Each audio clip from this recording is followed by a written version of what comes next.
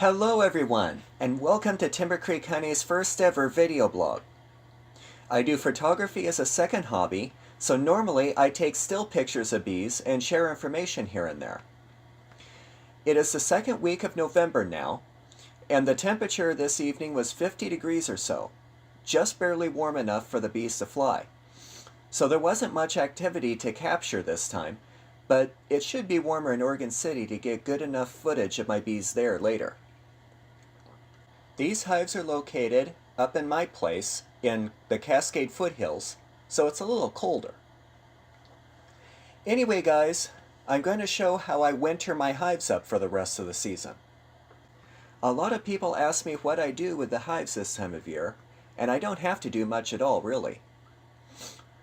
Most other native bee species like bumblebees and others are hibernating right now. But honeybees don't hibernate at all.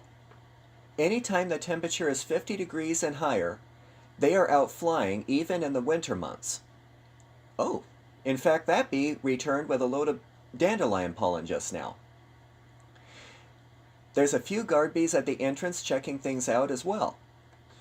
Just alongside the hive here, there is a worker resting on an old dandelion stem from a long flight apparently. Oh, and just then another worker flew in the hive with pollen too. Okay, so this hive appears to still be finding some late blooms here and there, which is good. There isn't much activity at the other hive though, but I knew there wouldn't be since that hive is smaller in size.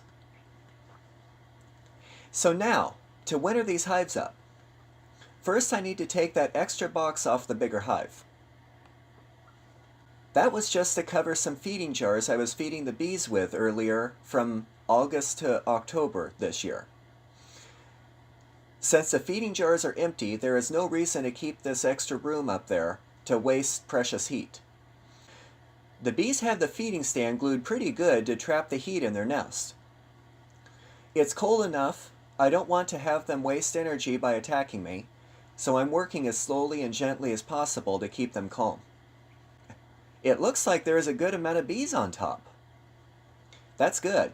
This hive was pretty strong and healthy to begin with, and I'm glad it stayed that way. There's no reason to do a quick inspection. I had already done that last month when it was warmer, so I know they have enough food for the winter. I'll just close them up to save their heat. So now the hive is ready to be covered.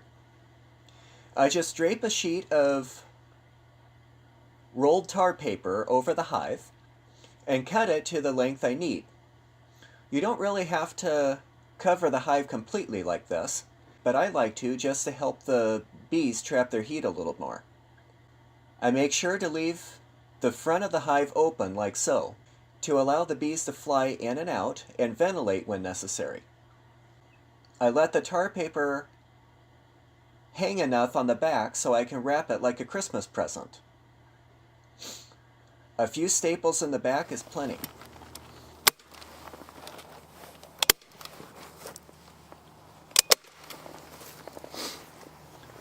And then a couple in the front to keep the wind from blowing it off. Now I do the same thing to the other hive, and presto, the hives are ready for winter.